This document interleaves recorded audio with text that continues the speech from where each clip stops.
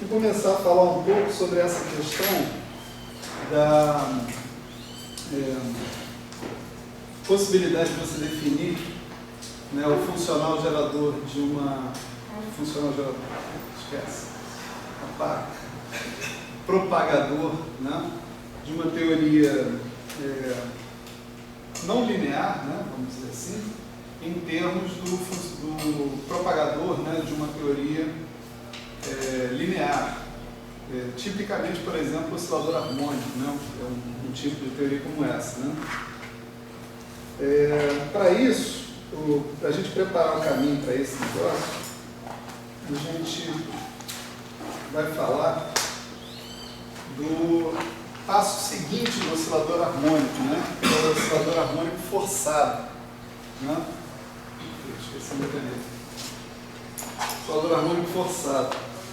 Quer dizer, a ideia vai ser a gente mostrar que, no caso do oscilador harmônico forçado, a gente consegue reduzir o problema a um fator, né, dependente da força externa, né, que a gente está colocando, vezes o propagador anterior, né, do problema que a gente está considerando.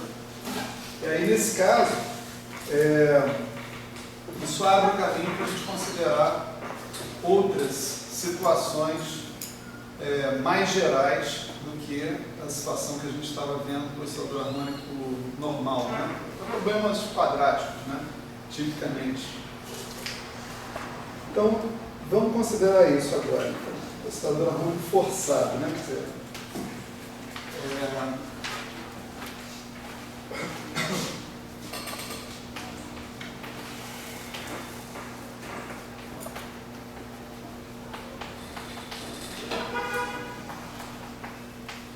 isso aí, concretamente, né, quer dizer que a gente está considerando essa ação, né, no nosso sistema físico. Né? Integral de T bar, novamente T0 T, de 1 meio de M, x ponto ao quadrado, menos ômega menos x2, mais x F de T. Tá certo? Isso aqui é uma força externa unidimensional, né? As equações de movimento aí desse sistema, né, elas vão ser essas aqui, né?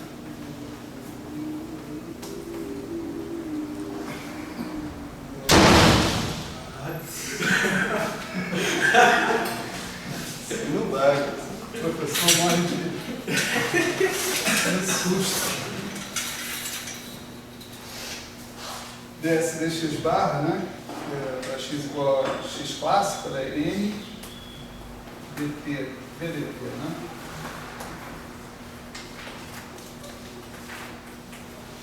T2 em T barra 2, mais ômega 2, x barra, x de T barra, mais f de T barra, igual, menos f de T barra, igual a zero. Né? Você põe uma força externa arbitrária, né, para atuar.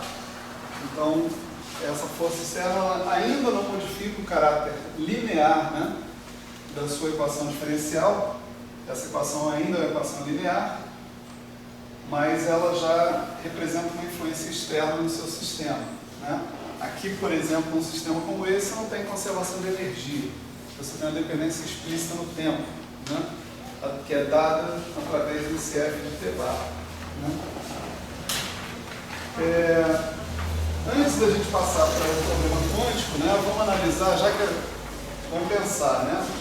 O que a gente costuma fazer agora no problema quântico é fazer uma expansão, né? Foi assim que a gente resolveu tipicamente o oscilador harmônico. A gente faz uma expansão em torno da solução clássica do problema. Né? E a solução clássica do problema, então é bom a gente considerar essa solução primeiro, antes da gente passar para considerar o problema quântico. Esse problema que está aqui, nós vamos continuar mantendo, né, que as condições de contorno a serem respeitadas são essas aqui, x de t, né, para um certo t barra igual a t, isso dá um certo x, e o x de t0 dá x0. Né? Então, se você olhar para essa equação que você tem aqui, você tem uma equação diferencial, né, ordinária, não homogênea, certo? Ela é linear, mas ela não homogênea. Então, a solução, que você pode chamar de x clássico f de t barra, tá certo? Você pode escrever como uma solução da homogênea, né, mais uma solução particular, né, da sua equação. Então, você pode escrever assim, x clássico de t barra. Esse x clássico de t barra é a solução dessa daqui, né?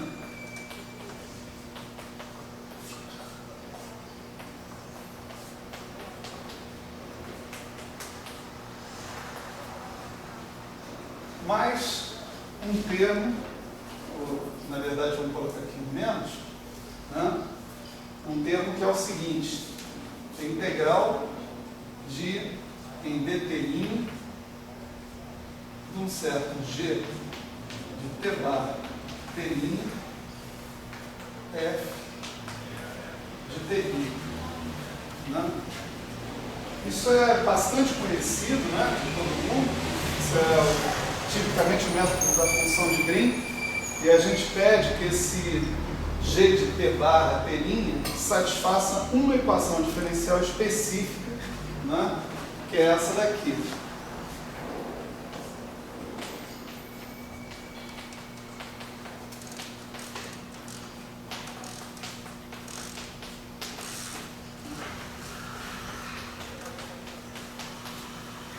Certo?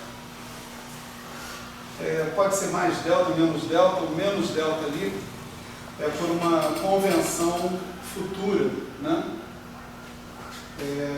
Que nos ajuda, né, na transformada de Fourier, essencialmente, dessa equação. Né?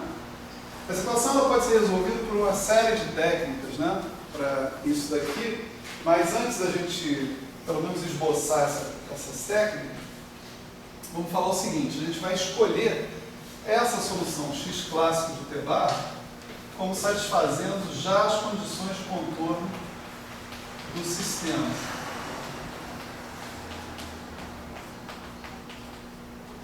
Tá certo? Então, eu vou jogar a solução, jogar a dependência nas condições de contorno no x clássico que satisfaz a equação homogênea.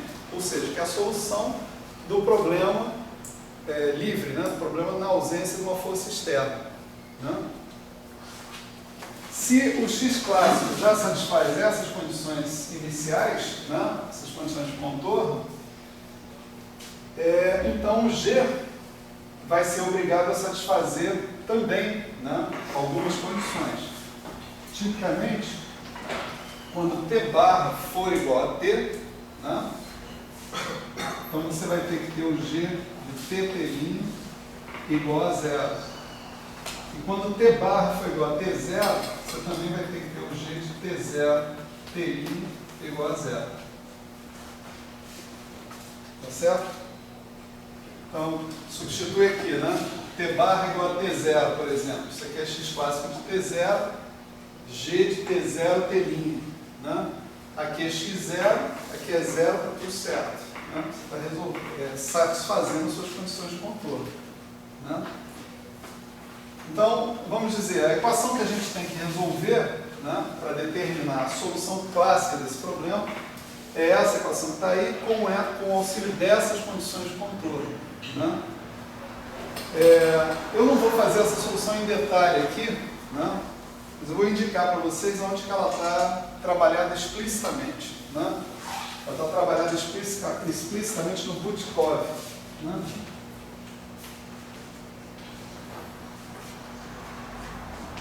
não sei se minha edição é velha, né? Mas a seção que eu me lembro lá é 12.2. Ela pode ser 12.3, não sei se o cara adicionou alguma outra coisa. É um capítulo do Woodcock que fala sobre funções de Green. Né? Ele resolve exatamente esse problema, certo? Sem tirar nem pôr, exatamente esse problema. Resolve esse problema e a solução, né, é essa aqui.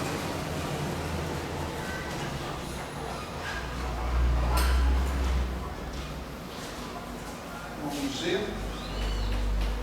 P' dado pelo seguinte, descendo de omega menos T' seno de omega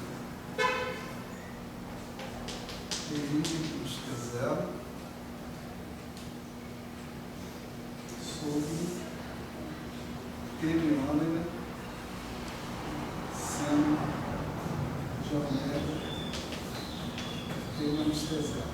Isso para T' menor ou igual a T barra. Você vê que a dependência em T barra, tá certo? Única e exclusivamente aqui, nesse ponto que está aqui. Então, seno, né? Esse resto que está aqui, você pode imaginar que é uma constante, né? Dependente aí dos tempos típicos, né, que você tem que colocar. Assim, T', T0, etc, etc.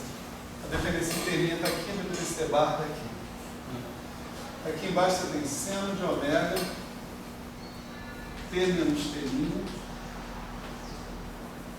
depois seno de omega, T barra menos T0, tudo dividido pelo mesmo fator, M ômega, seno de omega, T menos T0, isso agora para T' maior ou igual a T barra, certo? Bem rápido verificar que quando você substitui T barra igual a T0, T barra igual a T0 é o limite inferior do intervalo, né? Então, supondo que T é maior que T0. Então, T0 é menor ou igual que T barra, que é menor ou igual que T. Então, quando você está no limite inferior, né? Então você tem que escolher essa expressão aqui de baixo. Então, daqui você tem seno de omega, T0 menos T0, que dá 0. Certo? Quando T barra igual a T, né? Aí você está no seu limite superior do seu intervalo, e você tem que escolher essa expressão que está aqui, daí você tira 0 também para outra coisa. Certo? Então essa expressão satisfaz as condições de contorno que a gente colocou ali para o G, né? O G deveria satisfazer. Né? Bom, legal. Então, a gente tem a solução clássica, né, desse problema forçado, né? Oscilador harmônico forçado, escrito em termos da solução clássica do problema não forçado, mais um pedaço aqui que está completamente digerido. Né? Certo? Então, função de Green totalmente digerida ali. Agora a gente pode tentar pensar em calcular o propagador, né, dessa situação. Né? Vamos chamar esse propagador dessa situação de GF. Certo? Porque, vamos contrastar, quando o F for igual a 0, a gente vai dizer que é o propagador do oscilador harmônico normal que a gente calculou na aula passada. Né? Então, esse GF de xt, x0, t0, ele é dado por uma integral funcional, né, dx, da exponencial de I vezes integral t0 a t, né, dt barra, meio de n x ponto ao quadrado menos ômega x2 mais xf.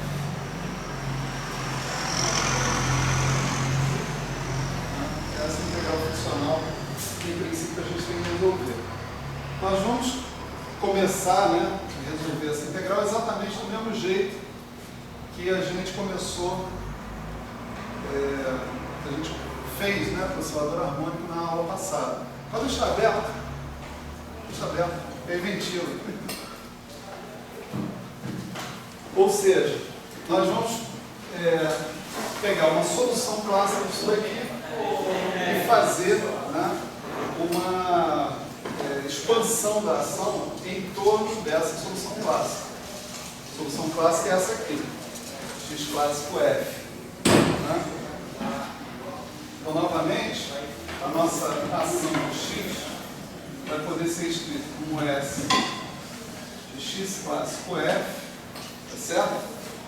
Mais um termo, né, que é de primeira ordem, integral, vamos chamar de dt', ds de x, dx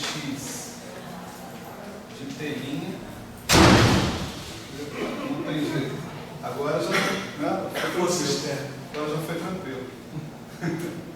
Foi forçado. Exatamente. X igual a x clássico f. Aqui tem x de t' menos x clássico f de t', né? Mais 1 sobre 2 fatorial integral de t', de t2', d2s, dx de t', dx de t2', x igual a x clássico f, aqui a gente tem x de t' menos x clássico f de t',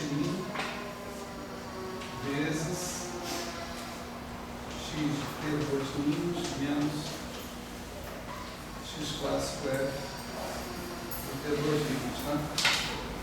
E acabou por aí porque a minha ação ela é quadrática, no máximo em x, né? Então, se eu tomar mais um termo aqui, isso vai envolver o terceiro derivado do s em relação a x, né? E como eu tenho x só no máximo, eu tenho x ao quadrado, x ponto ao quadrado, coisa do tipo, então isso dá zero, né? A minha expansão termina aí. Esse termo está aqui também, como sempre, não contribui, porque eu estou calculando em cima da solução clássica, né? E, nesse caso, a derivada funcional da ação em relação a x tem que ser zero, porque a ação tem que ser um mínimo, ou um máximo, né? Dependendo aí do ponto de vista. A gente tem que, novamente, né, calcular esse mesmo objeto que está aqui, ó, certo? T2s, dx de t', dx de t2'. A boa notícia, né, é que esse objeto que está aqui é independente se eu estou fazendo em x igual a x clássico ou x igual a x clássico f, né? Porque ele é independente de x, tá certo? Você calcular duas derivadas funcionais da ação, você obtém aquele operador, né, que a gente tinha visto, né, anteriormente, né? Quer dizer, isso que está aqui, né, só para refrescar a memória de vocês, né, ele vai dar um meio, não, mas n, né, d de t bar da delta de t bar menos t', d de t bar da delta de t bar menos t2', menos ômega 2 delta de t bar menos t', delta de t bar menos t2', né? Isso aqui é o resultado dessa derivada. Isso aqui é completamente independente se você está fazendo em x igual a x clássico, x igual a x clássico f, porque isso não depende de x, né? Então, novamente, né, você chamar isso aqui de y,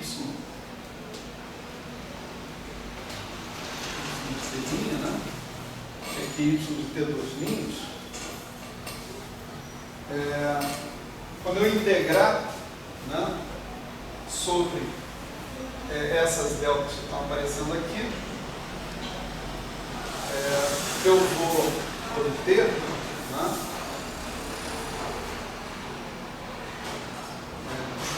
aqui ainda tinha um integral em dt bar, né, no meio dessa história.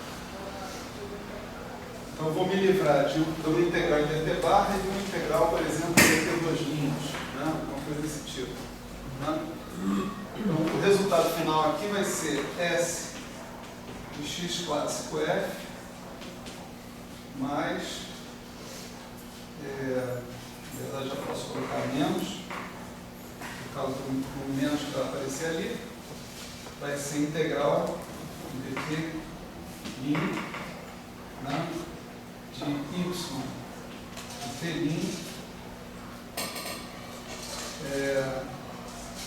d2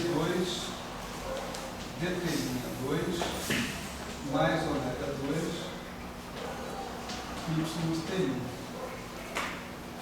Certo? Onde o que eu chamei de y é isso aqui, né? X de t' menos x clássico f de t'. Esse y satisfaz aquela condição, né?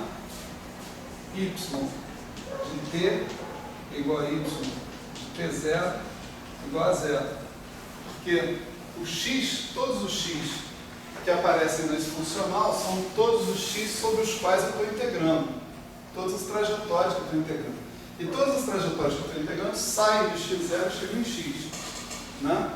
Então, esse x satisfaz x de t0 igual a x0, x de t igual a x. Né? O x clássico satisfaz exatamente as mesmas coisas. Né? X de t0 igual a x0, x de t igual a x. Então, esses caras aqui, quando t igual a t0, isso dá zero. Quando t' igual a t, isso também dá zero. Né? Então, olha só o que está acontecendo aqui. Né?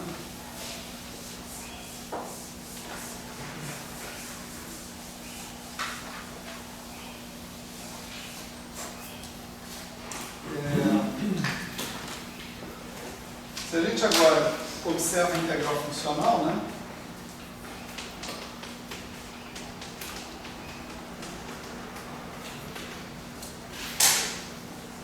Isso aqui está dando exponencial integral, né? dx, né? Da exponencial de I S de x clássico f, né? Isso vai cortado, né? Infelizmente, né? Os H cortados são sacrificados às vezes, né? Isso vai cortado SF, né? Deixa eu fechar isso aqui e vou fatorizar esse exponencial de I sobre H cortado, na verdade menos I.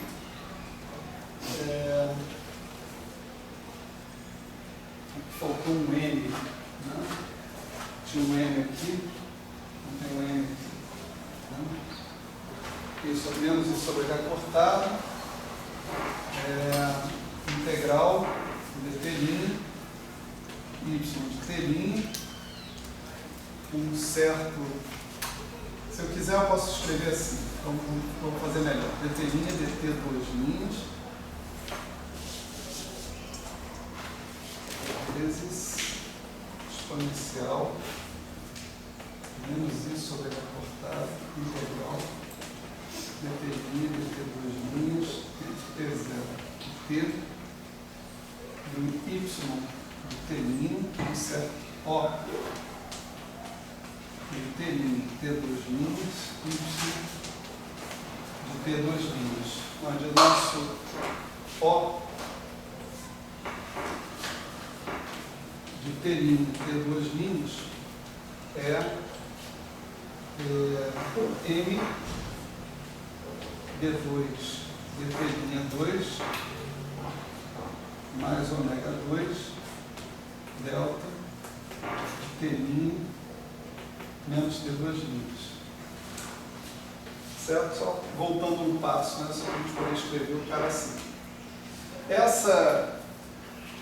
Esse fator que está aqui não depende de x, né? Desculpa. Aí a gente também mudou a variável de integração para y, né? A gente fez exatamente aquela translação que a gente tinha feito na aula passada. y é x menos x clássico. Isso é uma translação na variável x. A medida fica invariante, dx é igual a dy, né? Porque eu estou fazendo uma translação, a medida é invariante translacional por hipótese, né? Então aqui eu tenho integral em dy disso aqui. O que depende de y é isso aqui. Isso aqui não depende de y. Né? E o que está sobrando aqui, né, é exatamente o determinante, né, funcional, né? Tá certo? Exatamente o determinante funcional que a gente tinha calculado na vez anterior, para o oscilador harmônico normal. Né?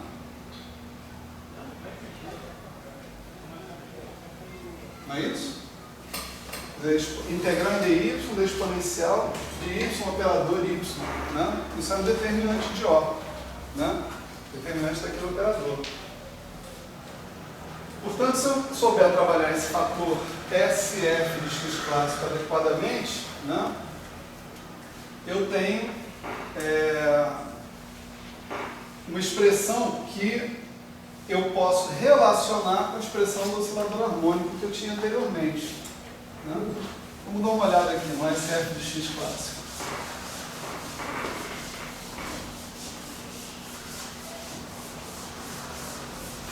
Eu apaguei um negócio que eu não devia ter apagado. Do x clássico f t igual a x clássico t bar menos integral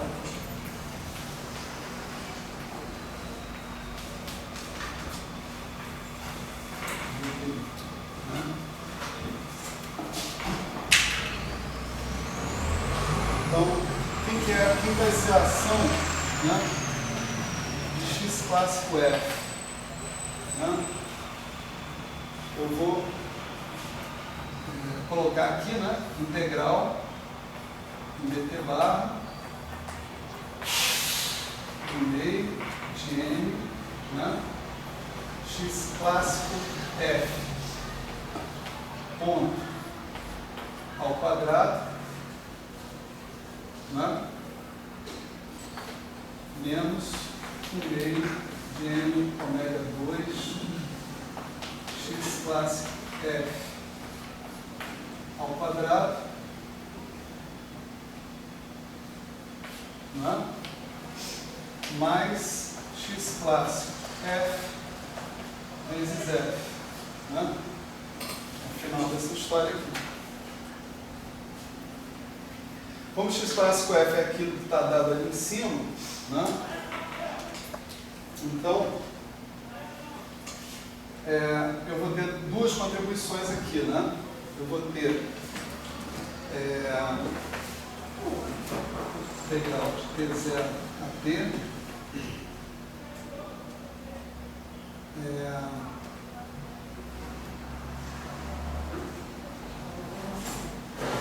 escrever mais diretamente. Substitui o x clássico f por isso que está aqui, né? Então você vai ter um x clássico ao quadrado, x clássico ao quadrado, né? Isso é exato, esse x clássico aí é a solução para o oscilador harmônico, né? A solução clássica para o oscilador harmônico não forçado. Solução do homogêneo, não é isso? Solução para o oscilador harmônico não forçado. Então você já pode escrever, isso é um S do x clássico, né? Pura e simplesmente ali, né? Depois você tem um termo aqui que é o seguinte, né?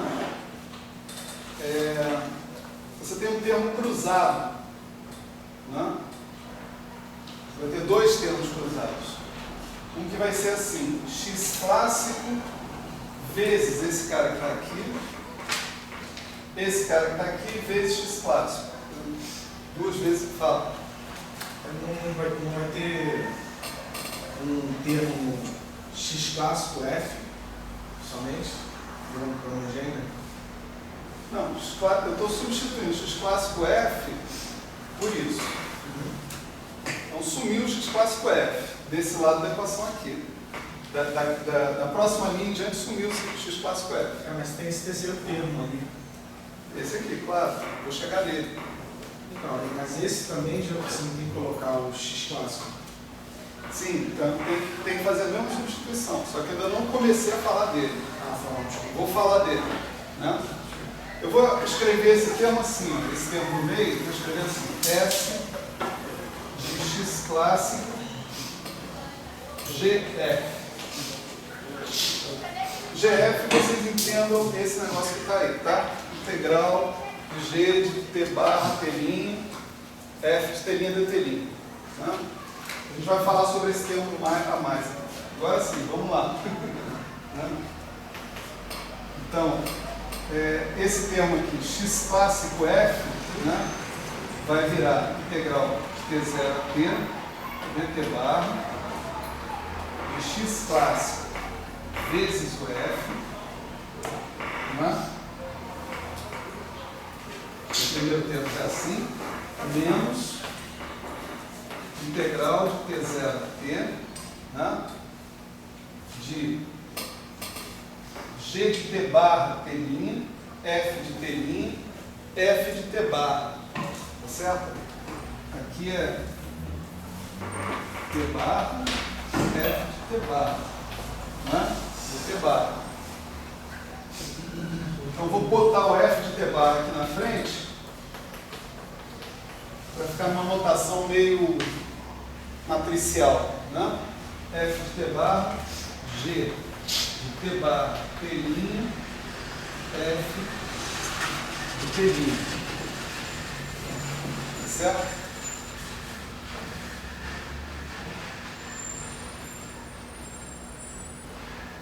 Legal.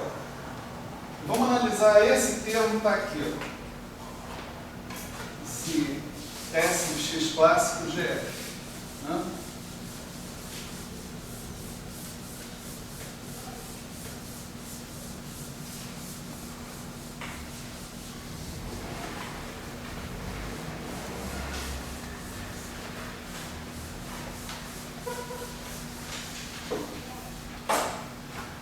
Eu chamei de S de x clássico GF, né? É isso aqui, integral dt barra T0 a T de 1/2 de m. Aí você tem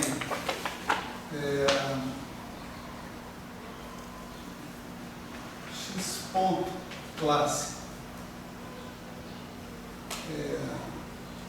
vezes GF, vamos chamar assim, GF de T barra, né?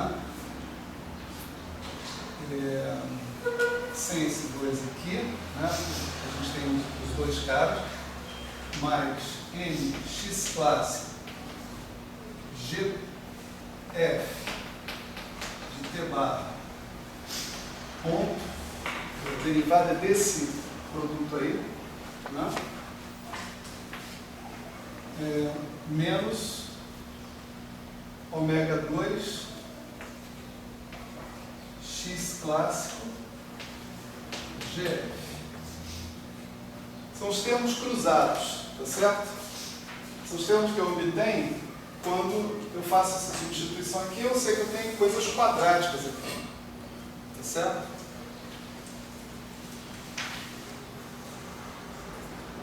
Mas eu tenho mais um termo que eu realmente esqueci aqui de colocar. Eu vou incluir no x clássico, no S de x clássico GF, tá? Que é o seguinte. Não tem só esses termos cruzados, também tem os termos com isso aqui, né, substituído sozinho, né? Aqui dentro. Então você vai ter menos 1/2, mais 1/2 de m GF. Vamos falar assim, ponto ao quadrado menos 1/2 de m ômega 2. Ômega 2.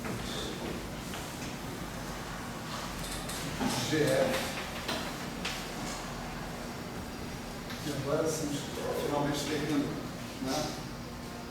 Quer dizer, quando eu substituo esse cara aqui, x clássico f, por x clássico menos gf, eu vou ter os termos quadráticos só envolvendo x clássico, que vão me dar a ação de x clássico, e vou ter um monte de termos cruzados aí.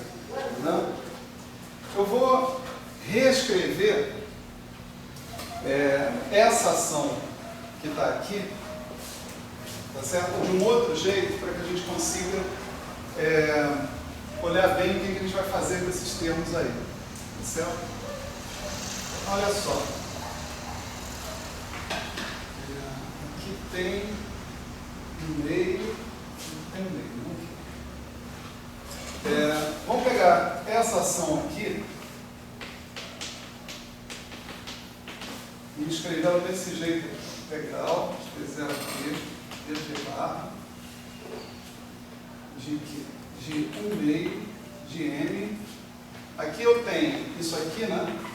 É dx clássico dt barra, dx clássico dt barra, não é isso? Eu vou escrever isso como sendo ddt de x clássico dx clássico dt barra menos x clássico d2x clássico dt barra 2. Tá certo? Então vamos lá. Então esse cara, ele vira ddt barra de x clássico dx clássico dt barra menos x clássico d2 dt barra 2, que é o x clássico f, né? X clássico f. Então isso é uma reescritura do primeiro termo que está ali. O segundo termo eu vou deixar exatamente do jeito que está. Menos 1 meio de m, ômega 2, x clássico f, 2. Tá?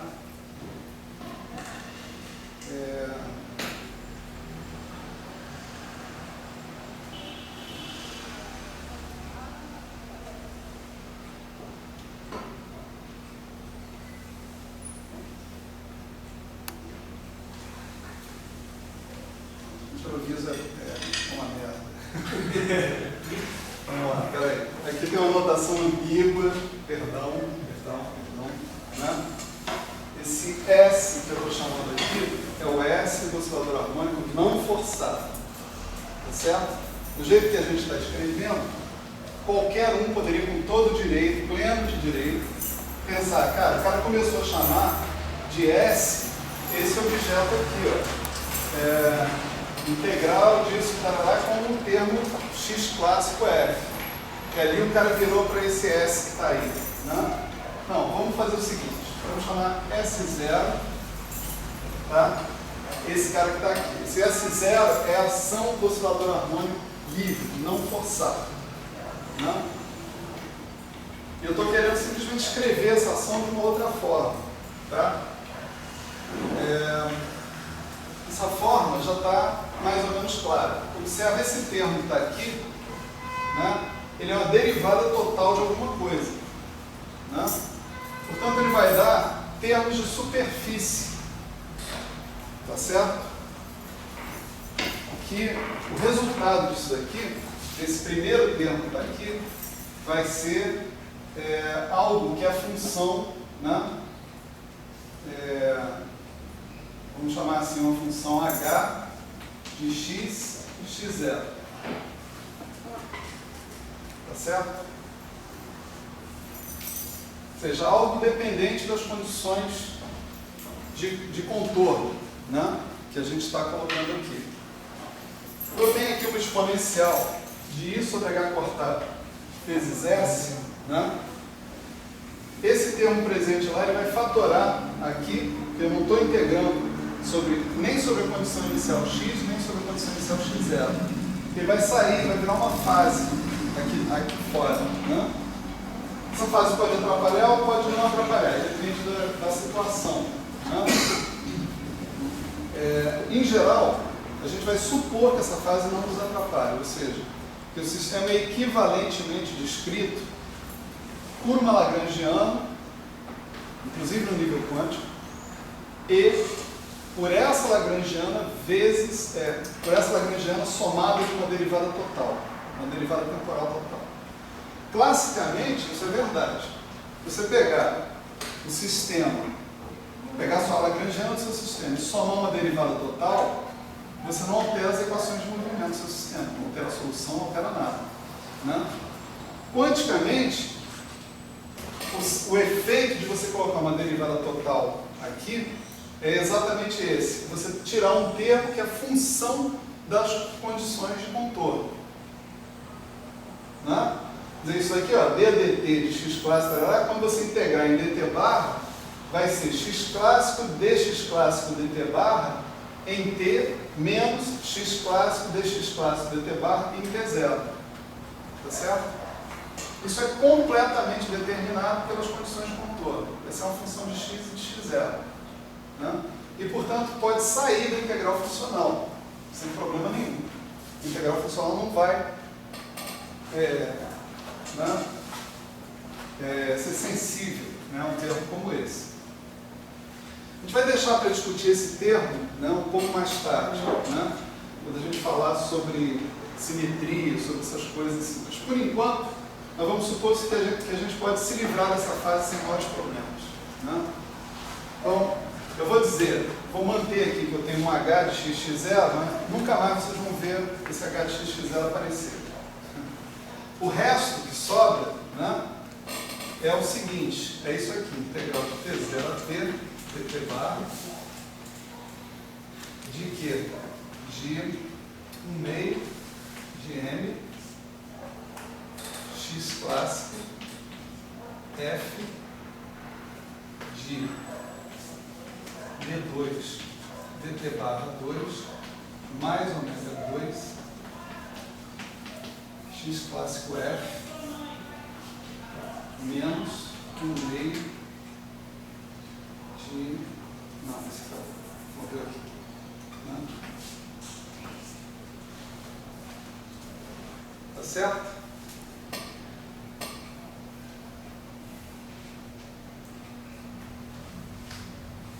Tá legal. Agora vamos pegar o x clássico f, né, e substituir aí como x clássico menos g do gf. Né?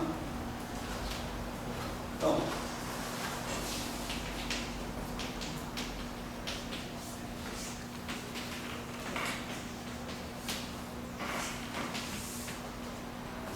aqui você vai ter x clássico de t barra menos integral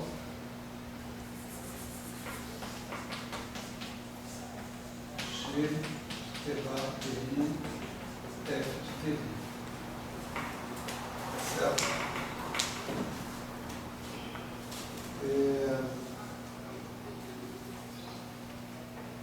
Fecha aqui, d2 dt barra 2 mais ômega 2, e aqui a mesma coisa, x clássico de t barra menos integral aqui em dt', em dt' de g de t barra t1 f de t'. Certo? Agora observa que você pegar esse operador e aplicar aqui no x clássico, você não tem zero. Porque o x clássico é exatamente a solução do homogêneo. Né? E mais, se o x clássico tiver... aqui o x clássico está à direita do operador. Mas se o x clássico tiver à esquerda, você tem o direito de integrar por partes, tá certo? E a menos de uma derivada total, novamente, que vai te levar a uma modificação desse h para um h', né? Tá certo? Você fazer o operador atuar sobre o x clássico novamente. Tá certo? Então, tanto faz você ter o x clássico vezes o operador, claro que dentro de uma integral, né? Tá certo? Aqui você tem integral de dt barra, dt', integral de dt barra, o x clássico de t barra vezes o o de t barra. Né? Isso, sei lá, vezes o f de t barra. F é uma mapa, escolha. Vamos botar aqui um a de t barra. Né? Você pode fazer duas integrações por partes aqui nesse dt barra 2, você vai ter dois termos de superfície, e você pode fazer esse O de t barra atuar no x clássico. Quando você fizer o O atuar no x clássico, você zera esse termo. Quer dizer, isso aqui é zero a menos de derivados totais. Certo? Derivados temporais totais. Aqui é mais fácil ver, porque o D2, dt barra 2 já está atuando direto aqui no x clássico, e ele é a solução dos caras que estão na zero. O efeito líquido é que você pode tirar esse cara aqui de consideração nessa expressão. Tá certo? E agora olha só. Esse D2 dt barra 2 mais ômega 2 vai atuar nesse g de t barra t'. Esse cara é a função de Green desse operador. Então, esse cara atuando no g vai dar menos delta. Tá certo? Então, esse cara vezes esse cara que está aqui se cancela, né? Dá menos a delta de t barra menos t barra menos t'.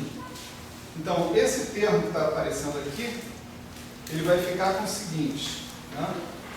Vou colocar como certo a galinha de x0 menos, né?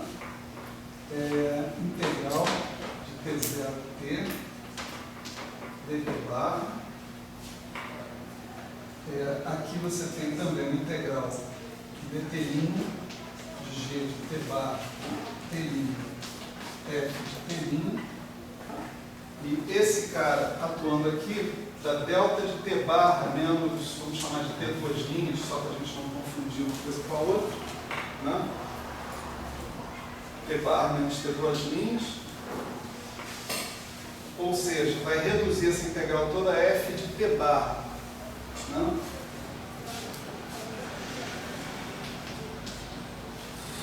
Certo?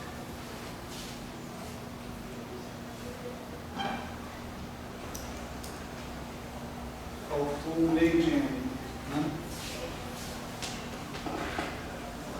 No meio da história. Ou seja, só reescrevendo essa história, dá um certo a galinha de x0 menos um meio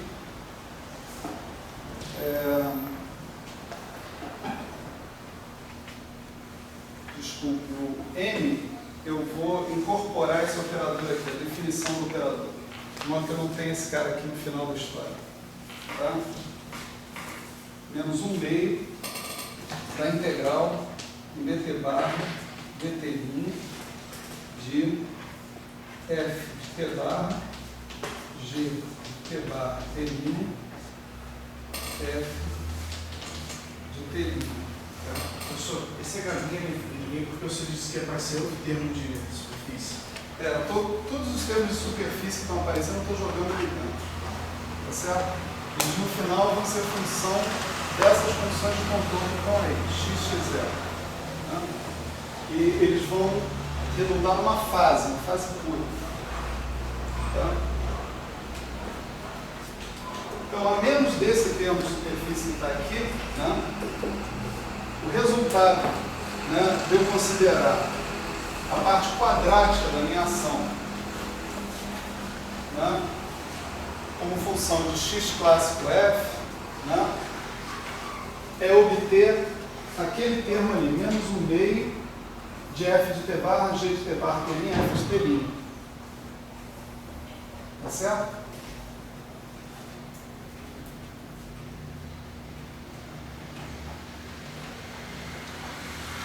voltar aqui, né, e escrever de novo o que está aparecendo aqui dentro dessa história.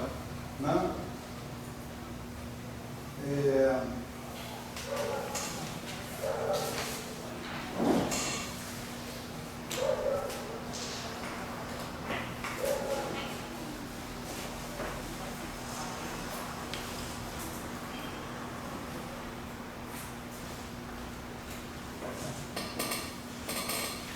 Eu estou tendo a contribuição do S0 de x clássico mais os termos cruzados, né? Os termos cruzados envolvendo esses caras aqui vão me dar pura e simplesmente essa contribuição que está aqui, a menos derivados totais. Essa contribuição que está ali, né, ela já está aparecendo aqui também. Talvez tenha um sinal de menos aqui, não devia estar rolando, está rolando. Então, já que ele vem, já sei. Ele vem porque o operador atuando no G dá menos delta, não dá mais delta. Né? Então, o sinal final desse cara aqui é mais, não é menos. Eu tenho um meio daquele cara menos 1 vezes esse mesmo cara. Isso dá menos 1 meio desse cara. Né? Então, eu vou ter integral de T0 a T dt barra de x clássico F menos 1 meio da integral de T0 a T dt barra do F de T barra G de T barra T' F de T'. dt barra dt'.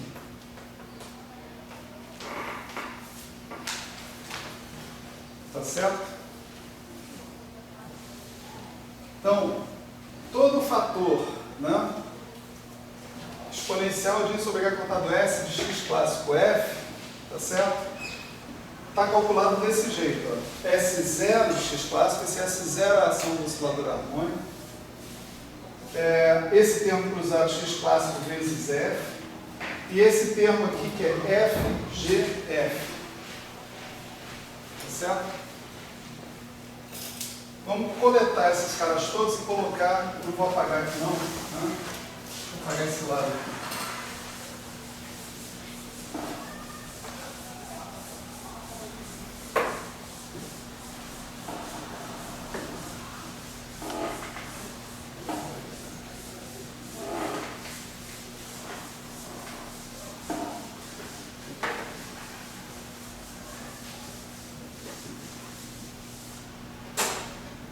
Eu vou colocar esses caras todos juntos, né? Então, eu tenho GF, XT, X0, Q0. Isso vai dar exponencial de I sobre H cortado S de x clássico F, que foi o que a gente desenvolveu aqui. Então, isso dá exponencial de I sobre H cortado S0 de x clássico. Tá? Eu vou coletar mais um pedaço aqui, ó, que é esse cara que está aqui, que vai me dar o determinante do operador. Tá certo? Determinante do operador O. Né? E o resto, que vai ser exponencial de I sobre H cortado. Integral Q0 de x clássico F dt barra e exponencial de menos I sobre 2H cortado integral dt barra dt' T0 a T F de T barra G T barra T' certo? Esse primeiro cara que está aqui é exatamente o propagador do oscilador harmônico não forçado. Né? Exatamente aonde a gente chegou quando a gente fez F igual a 0. Né? E as coisas novas são as coisas que aparecem em função do F. certo? Em função do F estar presente. Então, o nosso problema do oscilador harmônico forçado, ele é grandemente simplificado pela solução, o heredado, a solução dele é dada, né, praticamente em termos da solução anterior que a gente teve do oscilador harmônico. Você vê que aqui eu já não discuti nada de medida funcional, tá certo? Não discuti problema de regularização de determinante, nem nada. Todos esses problemas estavam discutidos aqui, ó, no oscilador harmônico normal. Então, o problema da definição adequada da medida, né, da invariância translacional da medida e tal, isso é tudo dado quando eu discuti o oscilador harmônico normal. Tá certo? Esses termos que estão aparecendo aqui, embora eu tenha talvez feito uma exposição meio enrolada deles aqui, eu admito, né, mas eles são puramente algébricos, né? Puramente a questão de você usar a equação da função de Green, usar a equação diferencial clássica, que a solução clássica obedece, essas coisas todas. Tem nada de integral funcional no meio disso. A gente simplesmente fez manipulações sobre a ação clássica. Certo? Eu disse, olha, a ação clássica pode ser escrita desse jeito. A ação de uma solução clássica, né, associada ao oscilador harmônico forçado, pode ser escrita dessa determinada maneira. Se isso é verdade, então está tudo certo. Então, eu consigo resolver o meu problema forçado em termos da solução do meu problema,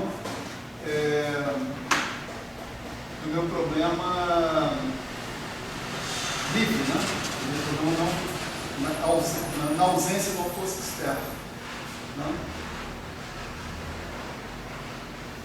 Eu vou refazer essa conta de um outro jeito agora, tá certo? De um jeito que eu espero ser mais rápido e mais fácil. Vamos ver se funciona. Né? Vamos fazer o seguinte.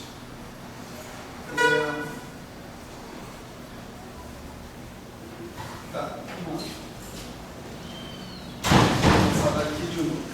Né?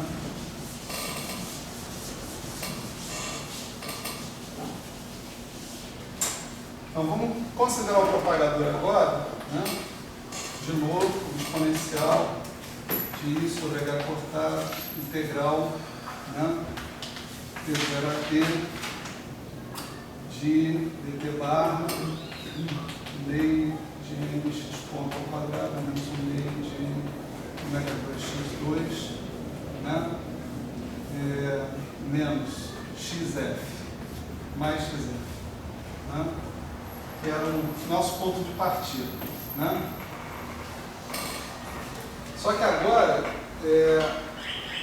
a gente já vai fazer diretamente aquela integração por partes aqui que vai me transformar esse termo de x ponto ao quadrado em x dois pontos. X, d2 é d2, x. Né? De modo que essa ação que está aqui, né, é uma ação equivalente do ponto de vista clássico àquela que a gente resolveu partir. Né? Então tem lei de m x d2 dt barra 2 mais ômega 2 x mais xf. O que eu estou perdendo aqui é um termo de superfície, essencialmente. A gente vai discutir melhor essa questão dos termos de superfície no futuro. Vou fechar um parênteses. Né?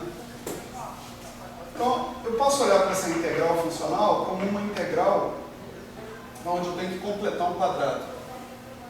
Tá certo? Isso daqui é um termo do tipo x operador x mais xf. Isso está nessa cara, está com essa cara que está aí. Então, eu posso imaginar, eu tenho que completar um quadrado. Se eu completar um quadrado, eu vou ficar com x menos alguma coisa fixa, ou mais alguma coisa fixa, né? Eu posso usar a minha invariância translacional para chamar x mais alguma coisa fixa de y, né? Tá certo? Essa alguma coisa fixa tem que ser essencialmente a inversa desse operador que está aqui, né? Tem que envolver essa inversa desse operador que está aí, né? Para que eu consiga, né? Se isso aqui fosse número, todo mundo resolvia esse problema rapidamente. x2O mais xf. Se você quer completar esse quadrado, você bota o O em evidência, né? E aqui você vai botar o O menos 1, vai aparecer ali, né? Então você vai precisar da inversa desse cara para completar esse quadrado aí, né? A gente vai propor o seguinte, vou propor uma variável y, tá certo? Que seja essa variável x, tá? Menos x clássico mais integral do g, bom, agora eu tenho que botar o argumento, desculpa, y de t barra igual a x de t barra menos x clássico de t barra mais integral g de t barra t' f de t' dt, onde o nosso g ele satisfaz que OG, né, essencialmente, é igual a menos 1. Essa é uma equação integral, né? Então você precisa do operador atuando no g de t' e uma delta de t menos t'. Isso aqui é uma representação esquemática disso, né? O que acontece se eu substituir, né, agora, se eu fizer uma mudança de variáveis aqui dentro dessa integral? Ou seja, no lugar de x, né, eu vou considerar y mais x clássico de t barra menos g de t barra t', f de t' da t'. Né? Vamos ver se eu conseguir completar o meu quadrado. Né? Por que eu ponho esse x clássico ali no meio?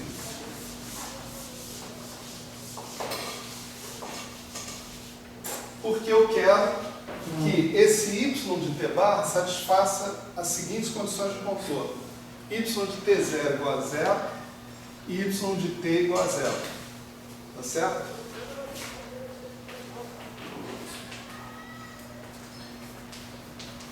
Isso só é possível se eu colocar o x clássico aqui. Agora, isso não vai mudar em nada, né, a minha possibilidade de usar a invariância translacional da integral. E dy vai continuar sendo dx, porque tanto isso quanto isso são funções fixas, não dependem de x. Né? Então, quando eu colocar isso aqui, né, nessa expressão que está aqui, eu vou ter isso aqui. Ó, né?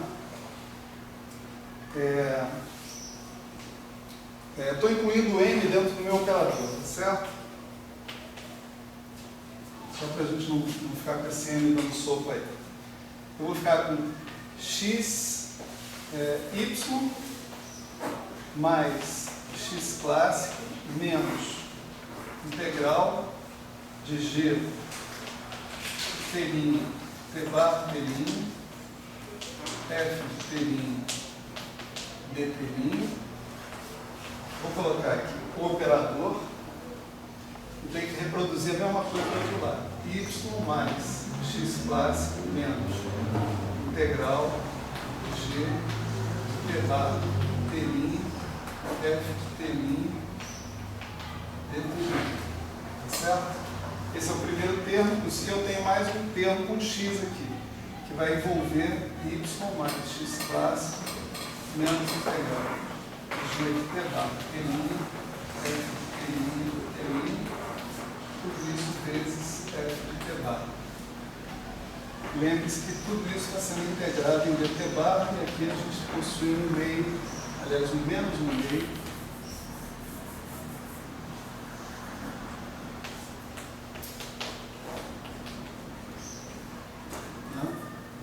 na história. Ok, olha só. Então, eu vou ter um primeiro termo que vai ser integral em dt barra de menos 1 meio de y operador y. Y operador y. Né? O nosso operador atua no x clássico, dá zero. O x clássico também está à direita do operador e também vai dar zero por integração por partes. Tá certo? Então a gente vai desconsiderar o x clássico dentro dessa primeira expressão que está aqui. Porque toda vez que o x clássico se encontrar com o operador, e ele sempre vai se encontrar com ele, a gente vai poder usar as equações de movimento e lembrar que O aplicado em x clássico é zero. Né? E resta esse cara vezes esse. Né? E esse cara vezes esse também. Né? Então a gente tem uns termos cruzados aqui para levar em consideração. Então vamos levar primeiro esse aqui, ó. Y dt bar 1 meio menos 1 meio dt bar y. Aqui você tem o operador atuando nesse cara. Esse operador atuando nesse cara vai dar menos delta. Com esse sinal de menos dá mais delta. Então você vai ter o f y de t barra f de t barra. Tá? Daqui você vai ter a mesma coisa. Isso vezes o operador vezes y. É outro termo que você tem. Novamente, o seu operador pode ser integrado por partes para atuar em cima do g. Quando ele atua em cima do g, ele dá delta, menos delta. Então ele vai gerar mais um termo f de t barra vezes y, igualzinho a esse. Com o mesmo sinal, os dois se somam e você obtém menos 1. Né? E finalmente tem esse, vezes esse, que é o último termo que a gente tem. Então, se o operador atua no g, ele vai dar menos delta, e aqui você vai selecionar o f de t barra. O f de t barra se junta com esse cara daqui para obter o seguinte: mais 1 meio da integral em dt barra dt' de y de t barra, não, f de t barra, g de t barra t', f de t'. Certo? Então esse é o resultado da primeira linha aqui dessa integral. Né? Agora vamos ver a segunda linha. A segunda linha tem y f de t barra, vamos lembrar que tem integral, né? Integral de dt barra, de y de t barra, f de t barra. Aí você tem x clássico f de t barra, mais integral de t barra, x clássico f de t barra, menos exatamente o mesmo cara, f de t barra, g de t barra t', f de t' que você tinha aqui. Só que com menos 1 na frente. Né? Esse menos 1 mais 1 meio vai dar menos 1 meio. Então eu vou incluir o efeito dele simplesmente aqui. Certo?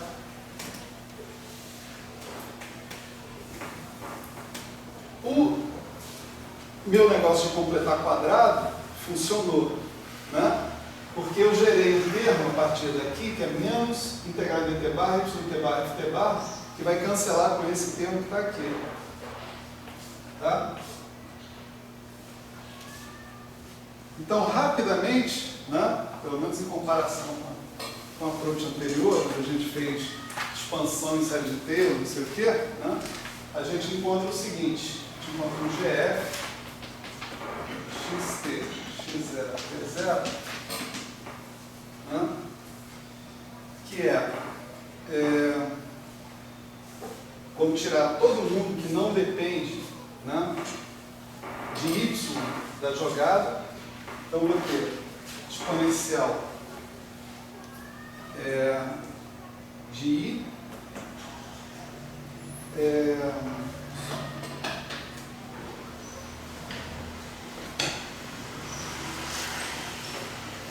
exponencial de I sobre H cortado, integral em dt barra, no x clássico vezes o f, exponencial de I sobre H cortado menos I sobre 2H cortado integral dt dt'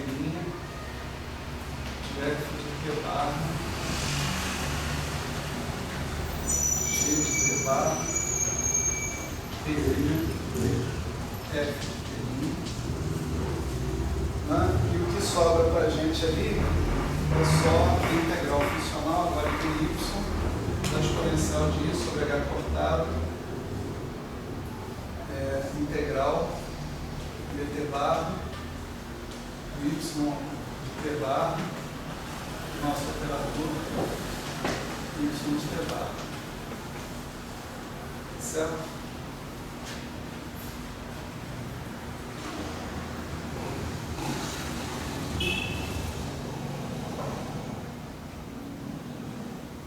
Ou seja, toda a parte de f, dependente de f, ela apareceu aqui direto. Né? Toda a parte dependente de f apareceu ali direto. Né? E coincide com o que a gente encontrou anteriormente.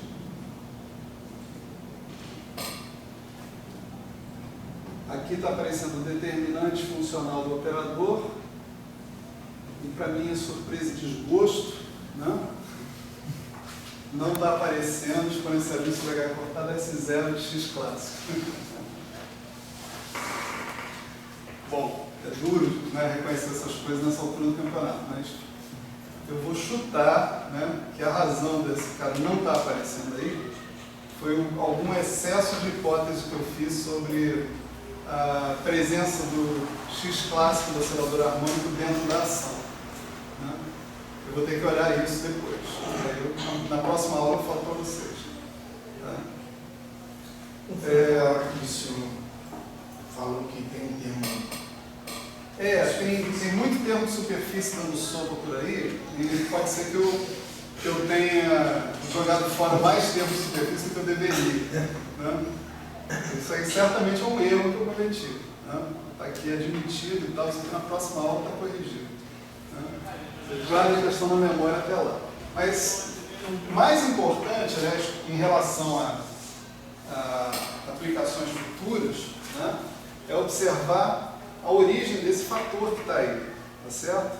Esse fator aqui todo. Né? Esse fator é o fator dependente de f. E ele não muda, certo? Esse fator está lá, presente, e é o que depende de f, é isso, dentro da história. Né? Eu quero que vocês guardem isso na memória, né? Porque eu vou mostrar agora para vocês um esquema de cálculo para teorias que não necessariamente são oscilador harmônico. Certo? Teorias que podem ser não lineares, inclusive. Né? O esquema de cálculo é o seguinte. Né? Vamos lá. Vamos zerar isso tudo aqui para a gente. E aí eu espero que vocês saiam daqui convencidos da importância do oscilador harmônico forçado. Né? Nesse assunto. Né?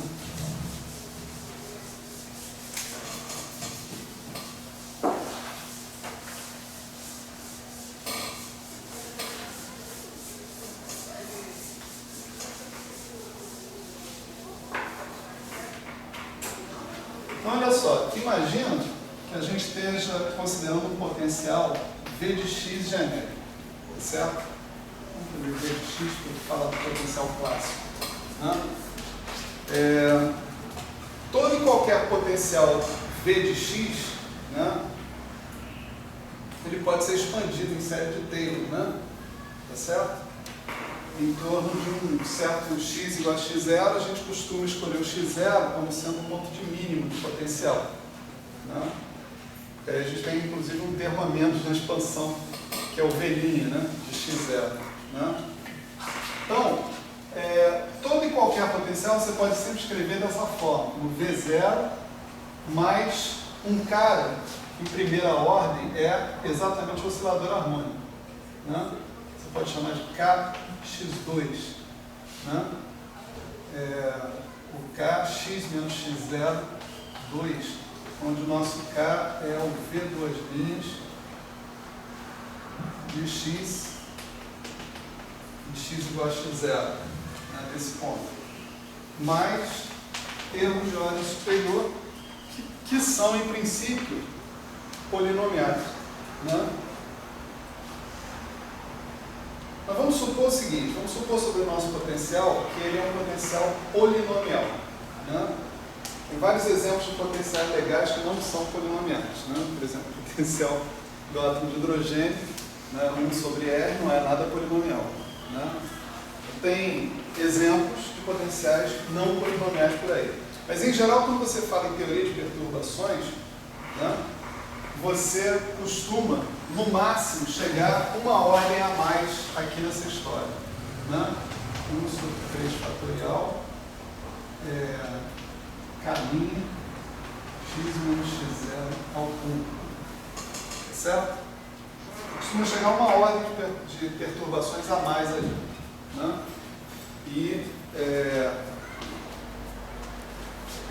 ali você, mesmo que você tenha um potencial muito complicado, se você está na vizinhança, né, do ponto de mínimo do seu potencial, você procura fazer essa expansão ali e parar em algum momento, de modo que seu potencial, por mais complicado que seja, termina sendo um potencial polinomial.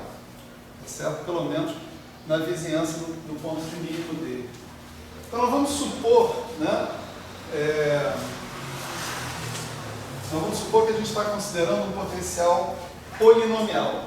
Esse potencial polinomial, ele é uma boa aproximação para uma série de casos que a gente conhece. Tá certo? Ele é uma boa aproximação. Mesmo que ele não seja a coisa em si. Mas ele pode ser a coisa em si se você estiver falando, por exemplo, do oscilador anarmônico. Né?